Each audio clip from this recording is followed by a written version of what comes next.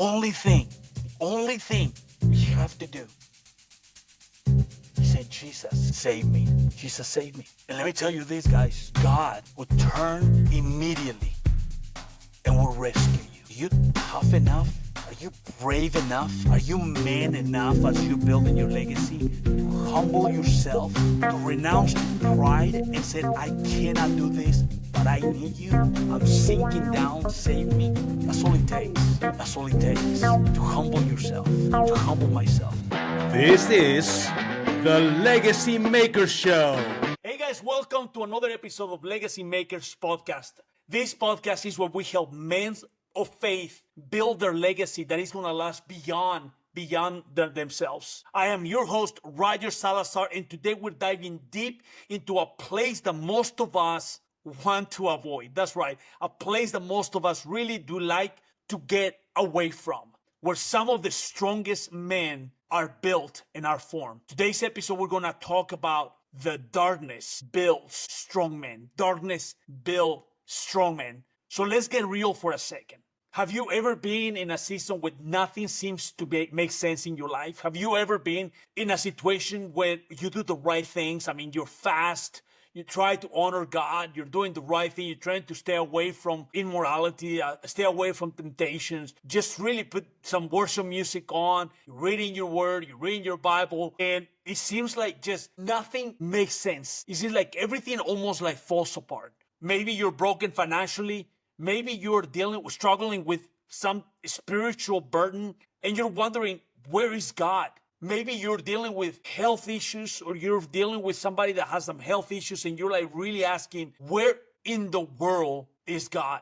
Where is happening? And most of us have experienced this in our lifetime. And in fact, I've had one of the toughest weeks this past week when my daughter really experienced a very, very tough health issue. And it really broke me because I felt myself so impotent, so almost like I was chained up, unable to do anything. And if you are a guy, you know that we love to get things done. We love to ensure that the people that we love are safe, secure, that nothing comes against them. And this week I felt so impotent, so inadequate. I feel just like every hell broke loose against me. And to be honest, emotionally, I felt drained. Spiritually, I felt like there's nothing else we could do. I was fasting and praying, and I was just really, really having a really hard time asking the Lord, where are you? I can't hear you. I can't feel you. I can't see you. Where's going on? And many of us have experienced that, and many of you have experienced that. And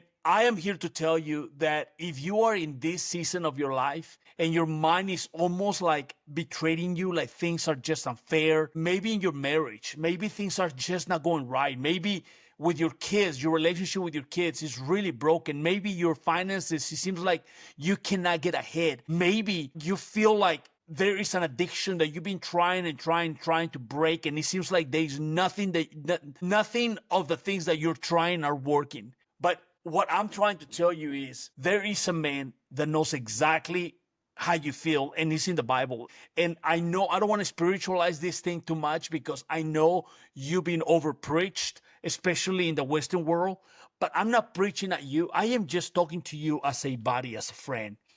Because it is important for us to recognize that the reason there are stories in the Bible or life events are to help you and I to understand that we are not alone, that there is some other people that have experienced this before, and kind of gives us a roadmap of what to do when things like this happen.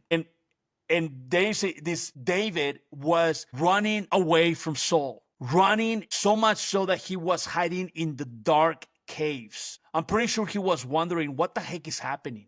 I didn't ask for this. I was supposed to be king. I was supposed to be anointed to be a king. I was doing okay in my father's house, taking care of the sheep. I wasn't bothering anybody. I, in fact, slayed a giant, killed a giant. I defeated the Philistines. I defeated the enemy that was arising against the king. And why is he coming at me?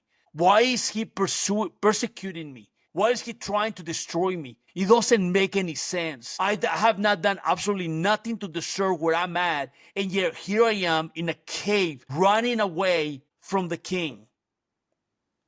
And the question remains, what does this dark place reveal? When you're in this dark place, what does it reveal? Because the dark place reveals what comfort conceals. When things don't make sense, when the walls seems like are closing in, and when your prayer seems like they cannot hit past the ceiling, that's when what's really inside of us comes out. And don't be ashamed if what comes out of your heart is questioning, is words of this is not right, this is unfair. It's a moment that you can see what is inside of you, what is inside of your heart that reveals in this, because the reality is this, my friends, your kids, your wife, your friends, the people around you are watching you. What is going to come out of your heart in this tough situation? And your faith, your endurance, your convictions, your resilience is what's going to give you the strength to make it through this dark place. It's easy to look faithful in the spotlight when things are going okay. When you're shaking the hand of your friends and your finances are doing well and it seems like your 401ks continue to grow and things are going well. But in the shadows, right in the dark place, is where your faith is actually refined. And God is not wasting your dark places. He is actually shaping you in this moment. He's shaping that which belongs to Him. He is there to ensure that it's like a fine gold that has to go through fire. He's making sure that the things that are not like Him are shaped off. And you can see what comes out of your heart so you can begin to deal with those things that are not like Him. What builds in the darkness? What is building in this moment of darkness, of loneliness? What is building inside of you? Because it's in this moment, in these dark places, God begins to strip away your illusions of control. Because all of a sudden you find yourself that you are not in control. You find yourself unable to resolve the issue that you have going on in your life. This is so hard for us, men. We're wired to fix things. We're wired to find clarity on things. We want to find solutions. We wanted to find directions. But it's in this dark place where they offers none of those things that give us that we're used to have. It's in dark place that there is nothing clear, nothing makes sense. But in this moment, we realize that the only thing enough in our lives is God.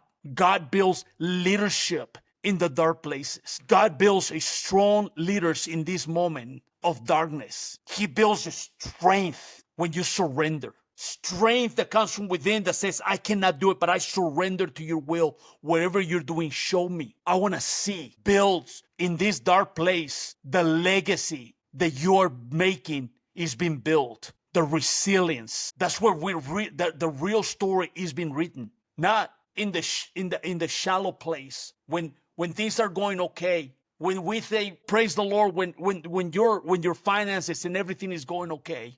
But here in the dark places where your real story is being written. Not in the achievements or the successes that you see, the happy lives, that all the things that people are searching for. Is in here, in the moment of adversity, where God begins to shape us, begin to change us, begin to change our wills, the way that we think, the way that we react, what comes out of our heart.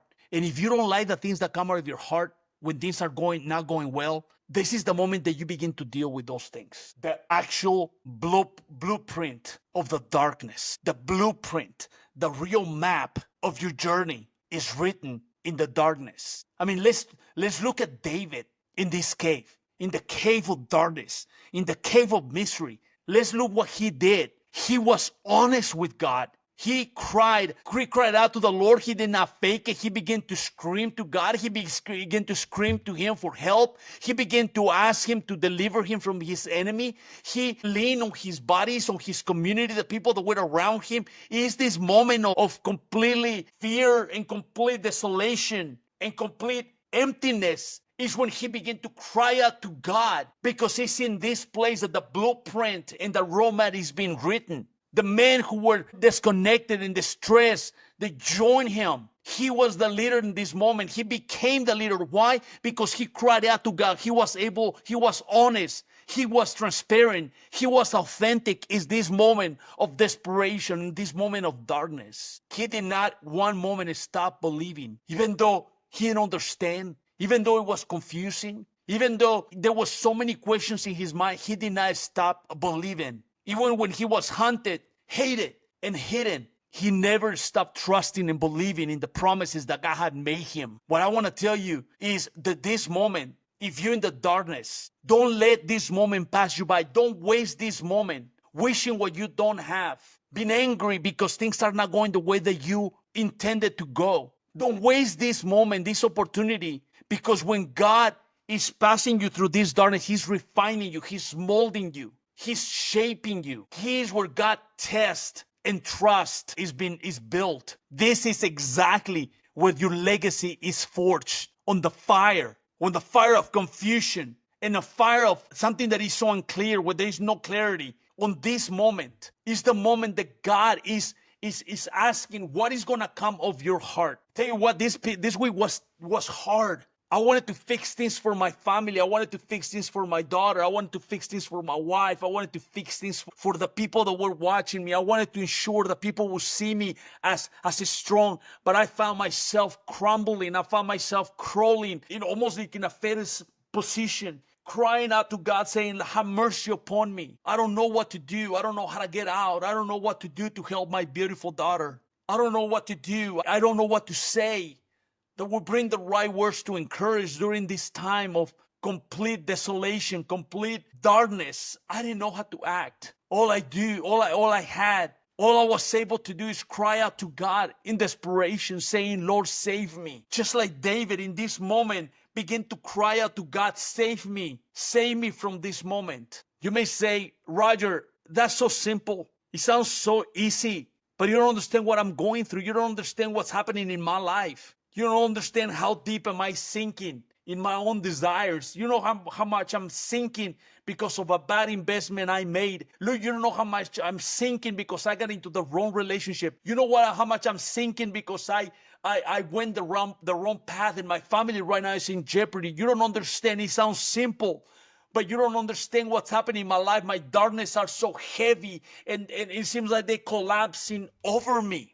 And I'm here to tell you, I know I'm not in your shoes. I don't know what you're going through. I don't know what's going on in your life, but I'm here to tell you that this is the moment in the darkness when you are being shaped, when your legacy is actually being made, when you're building the walls of trust and belief and resilience. There was one time where the disciples were in the boat and they were going from one side to the other side of the lake, and they were on this boat, and all of a sudden this tornado, this storm began to blow over them. It was so heavy that began to move the boat through and fro, and it was pushing it up and down. Waters were coming into the boat. I'm pretty sure the lightning was pretty loud. The storms was raging, and all of a sudden they saw this almost like a ghost pass by, walking on water. And the disciples begin to say, what is that? Who is that? What's going on? And Jesus, walking on water, says, do not be afraid. It is me. It is me. I'm in the middle of the storm. I'm walking over the storm. Will you just trust me? Will you believe that I am in control of your situation? That I'm not going to leave you. I'm never going to forsake you. I'm there with you, my son. And you know what, guys? It's hard to trust. It's hard to believe. It's hard to release, to relinquish, to let go of the wheel and go to the passenger seat. It's hard. It's not easy. And I'm not here to tell you that I perfected that. It's hard because we're not built for that. We're built to make things better, to work things out. We are built like that. But in this moment, the boat is going through and fro, and the Lord is passing by, and He's walking over the storm and says, do not be afraid, it's me. And then Peter says, hey, if it's you, help me to walk over this storm. Help me to walk over these turbulent waters. Help me to walk over these waters of confusion. Help me to walk over this thing that I don't understand. Help me. I want to walk with you. And then the Lord said to him, come. And Peter gets out of the boat and begins to walk over the waters, over the circumstances, over the turmoil. He begins to walk towards Jesus. And in that moment, he begins to look around and begin to look at the storm, begin to look at the water, begin to look at his circumstances, and begin to say, it cannot be this easy. It should not be this easy. What am I walking over this thing? It should not be this easy because the waves are taller than me. The lightning is hitting. It cannot be this easy. And so he began to sink. And in that moment, as he began to sink, he began to scream, Jesus, save me. That's all. He didn't begin trying to fix the situation. He didn't have to go to a prayer meeting. He didn't have to fast for 40 days. Nothing wrong with any of that. But that's not what it took. All he had to do is say, Jesus, save me. Save me because I'm sinking. Save me because the water seemed too heavy for me. Hell, save. And in that moment, Jesus reached out, grabbed him by the hand, and rescued him. That's all it took to recognize, I can't do this. I can't do it.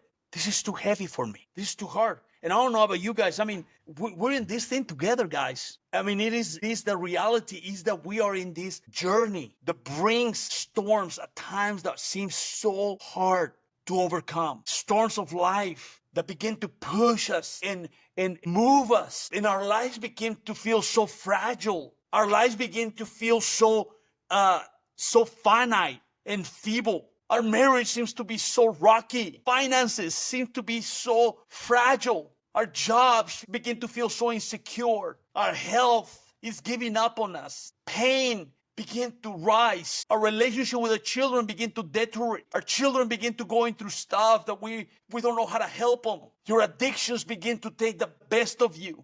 Your addictions begin to take a toll on you.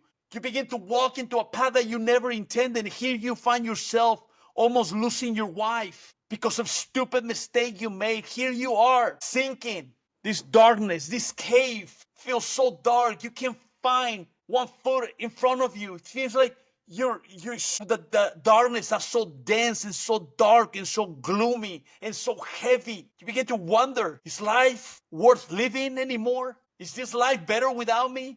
You begin to wonder what the heck happened. I've been punished, yet all alone.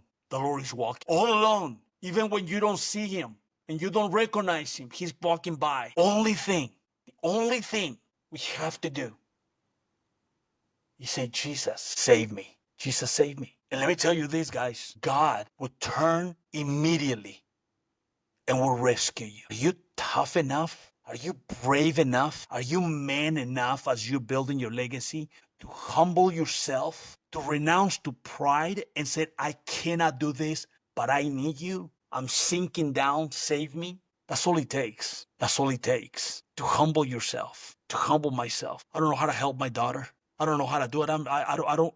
I wish I could give my life for hers and be able to say, give me the sickness instead of her. But I can't do that. But I can humble myself under the mighty hand of God. And I can scream, Jesus, save me. And I promise you this, he is faithful. He is just. Bring him his hand down, grab me by the hand and rescue me. He's done it before. And I'm gonna challenge you.